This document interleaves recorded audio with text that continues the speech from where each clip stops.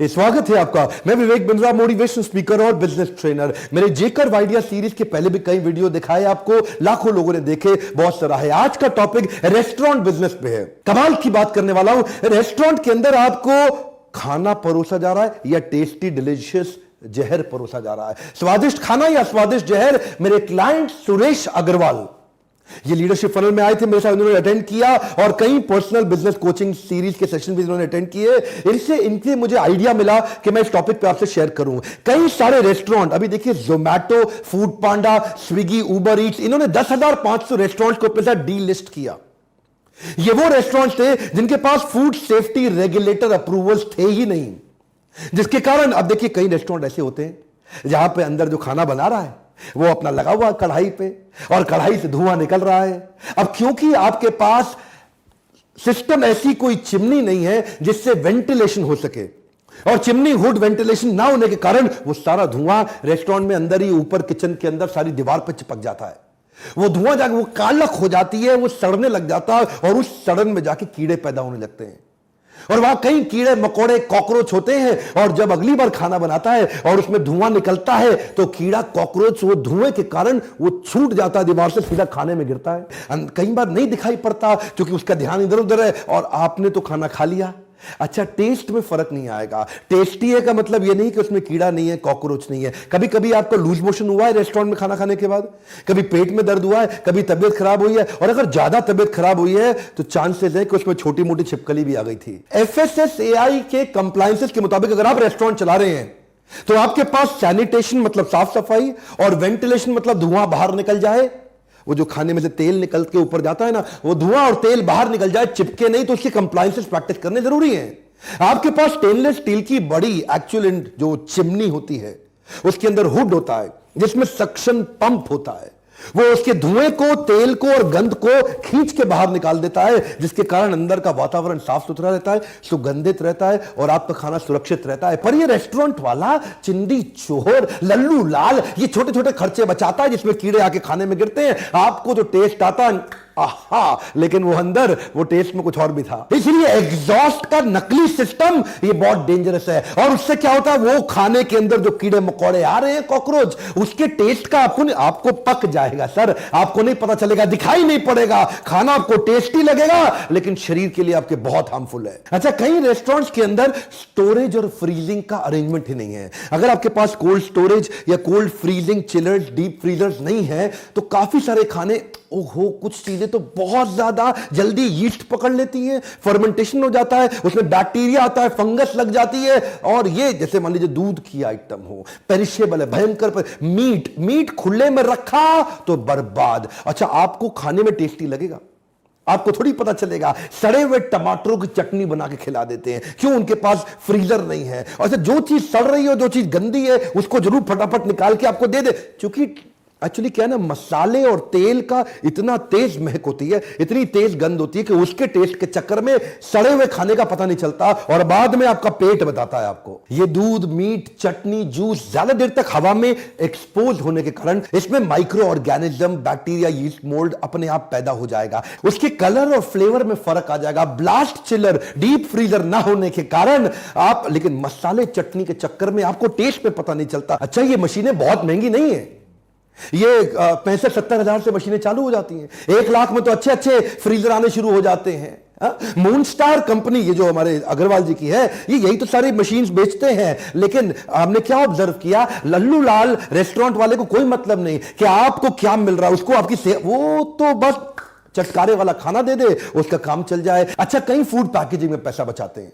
ये क्या है, फूड ग्रेड प्लास्टिक डिस्पोजेबल लाते हैं। FSSAI के नियम के मुताबिक फूड ग्रेड प्लास्टिक डिस्पोजेबल्स हैं, लेकिन ये लल्लू लाल क्या करेगा, ये उस जो ग्रेड का प्लास्टिक होना चाहिए वो लेने की जगह ये पन्नी में, प्लास्टिक की पन्नी के अंदर गरम सब्जी डालेगा, वो थर्माकोल की प्लेट के अंदर गरम गरम खाना डाल के खिलाएगा आपको।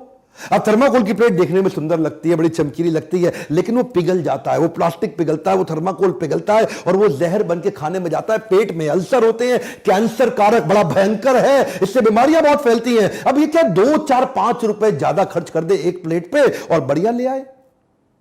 जो ग्रेड बताए गए एफएसएसएआई के नियम के मुताबिक, इसमें 2 4 5 7 रुपए से ज्यादा नहीं लगता। वो बिल आपसे चार्ज करेगा 70 80 100 रुपए का, माल आपको खाना खिलाएगा, एक मील खिलाएगा, लेकिन अगर उसमें 2 4 5 रुपए वो फालतू खर्च कर दे, आपका जीवन सुरक्षित हो जाएगा। अच्छा, जिधर वेंटिलेशन सैनिटेशन है नहीं, तो मद्रासी जो डोसा बना रहा है ना, अंदर आपके लिए डोसा बना रहा है, और वो पूरा पसीने में भीग गया, लुंगी पहना हुआ बनियान में, वो पसीना ऐसा फेंका, वो सारी छींट आपके डोसे में गिर गई। आपको तो खाने में बड़ा स्वाद आ जाता है जी, पसीने का नमक भी आ गया, टेस्ट, एडिशनल मिनरल मिल गया आपको, लेकिन क्या आपकी हेल्थ के लिए ठीक है ये? अच्छा, Suresh ji professional kitchen equipment और मशीनरी बनाते हैं, जो उनकी कंपनी है ना मून स्टार इंटरनेशनल।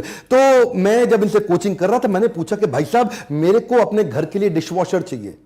अब डिश वॉशर ना बड़े कमाल की चीज है, ये हर रेस्टोरेंट में होनी चाहिए। असली रेस्टोरेंट का चेहरा उसके सामने से नहीं दिखता है, उसके पीछे से दिखता है। उसे किचन के एरिया में जहां कोई घुसने नहीं देगा आपको कभी भी, किचन के पीछे जाइए, वहां 2 टब पड़े होंगे। बर्तन कैसे धुलते हैं कभी देखा है आपने?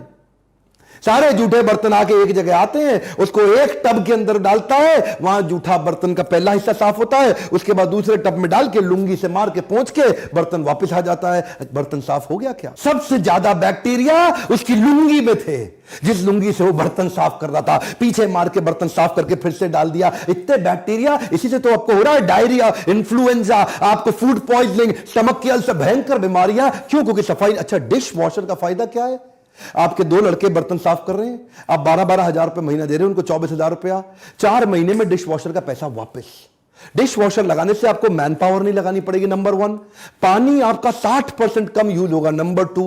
बर्तन इतने धुल के एकदम चमक के साफ सुथरे निकलेंगे, नंबर 3। और नंबर 4 फाइनली, टाइम बहुत बचेगा, कस्टमर खुश रहेगा, बीमार नहीं पड़ेगा, लौट के वापस आएगा। आज इनके सारे खुलासे करूंगा रेस्टोरेंट के। ये चॉपिंग ट्रे जो होती है ना, ज्यादातर पीछे किचन में जाके देखो कॉमन है। जहां पे वो मीट काट रहा है, उधर ही वो पनीर भी काट रहा है। आप सोच रहे हैं कि आप शाही पनीर खा रहे हैं, आपको नहीं पता मीट का खून उस पनीर में लग चुका है, और वो जब शाही पनीर मिल जाता है तो आपको पता नहीं लगता। देखिए, आपने कभी वो लकड़ी की चॉपिंग ट्रे देखी है? वो लकड़ी की चॉपिंग ट्रे, उसमें कट पड़े होते हैं, वो कट पड़े हैं, यानी कि वो पतला पतला पतला पतला कट जो पड़ गए हैं, उसमें लकड़ी का रेशा गया कहां? वो जो लकड़ी कम हुई है उसमें कट कट के वो गई कहां? वो आपके खाने में गई है, आपको पता नहीं चलता। प्लास्टिक की चॉपिंग ट्रे, उसका प्लास्टिक गया कहां? वो प्लास्टिक आपके खाने में गया, आपको पता नहीं। चॉपिंग ट्रे हमेशा स्टेनलेस स्टील की होती है। एफएसएसएआई के ग्रेड, ये कंप्लायंसेस हैं, लेकिन लल्लू लाल रेस्टोरेंट वाला, उसको पैसे से मतलब है, उसको नहीं मतलब आपकी सेहत से। ये तो भावनाओं के साथ वेजिटेरियन की खिलवाड़ हो रहा है। अच्छा, मेरा लखनऊ का बाउंस बैक सीरीज का जो मोटिवेशनल सेमिनार था ना, जब मैं वहां गया, क्योंकि ये लखनऊ से हैं, तो मैं सुरेश जी से मिला, मैं इनके प्लांट में गया था। वहां 2 नीडिंग मशीन मैंने देखी। 2 नीडिंग मशीन मतलब आटा गूंदने की मशीन जो होती है, ये तो 15,000 रुपए से चालू हो जाती है। रेस्टोरेंट के लोग 2 नीडिंग मशीन तक नहीं खरीदते। वो क्यों नहीं कर? आपने कनॉट प्लेस का वो वीडियो पीछे वायरल हुआ था, हो सकता है आपने देखा हो, जिसमें एक आदमी पैर से आटा गूंदते हुए दिखाई दे रहा था आपको। ये पैरों से आटा गूंदना ये सबसे आसान है, इसीलिए सबसे ज्यादा विवादित है। हाथ से आटा कौन गूंदेगा भाई साहब? कितनी देर तक हाथ से गूंदने में लगा रहेगा? किसी पे इतनी ताकत नहीं है। पैरों से गूंदना आसान है, बस चलते रहो और बस पैर से अपने आराम से मसल मसल के आटा गूंद के रेडी। वैसे ये पांव के गूंदे हुए आटे में स्वाद तो बहुत आता है ना। ये स्वाद बाद में आपके मक्खन लगा के लच्छा परांठा और बटर नान में आपकी प्लेट में आता है। आपको पता लगा कभी? नहीं पता लगेगा। पीछे क्या हो रहा है आपको नहीं पता लगेगा। कई किचन बेसिक लाइट्स तक पे खर्च नहीं करते, और बेसिक लाइट तक पे खर्च ना होने के कारण, अंधेरा रहने के कारण अंदर आपको क्या मिलता है आपको पता लग ही नहीं सकता। एक्चुअली इसी चक्कर में मून स्टार इंटरनेशनल के साथ मिलकर हम यही फोकस कर रहे हैं कि 2025 में रेस्टोरेंट की इंडस्ट्री में जो प्रोसेस्ड फूड खाने वाला जो हमारा मार्केट इकोनॉमी 72 ट्रिलियन रुपए का होने वाला है, और इतना एक्सपेंशन होगा। अब चाहे क्विक सर्विस रेस्टोरेंट हो या फुल सर्विस रेस्टोरेंट हो, अच्छे अफोर्डेबल किचन की जरूरत तो सबको है। तो अब हमने अग्रवाल जी से बात किया कि अब इसकी फ्रेंचाइजी देश भर में देने की तैयारी कर रहे हैं। चंडीगढ़ में फ्रेंचाइजी दे रहे हैं, लखनऊ में इनका बिजनेस है, देश भर से लोग कांटेक्ट कर रहे हैं कि ये भी इनकी फ्रेंचाइजी लेकर के बिजनेस को एक्सपैंड कर सके। अच्छा, मुश्किल नहीं है, ये छोटे छोटे टिकट साइज के साथ में इतनी बड़ी इंडस्ट्री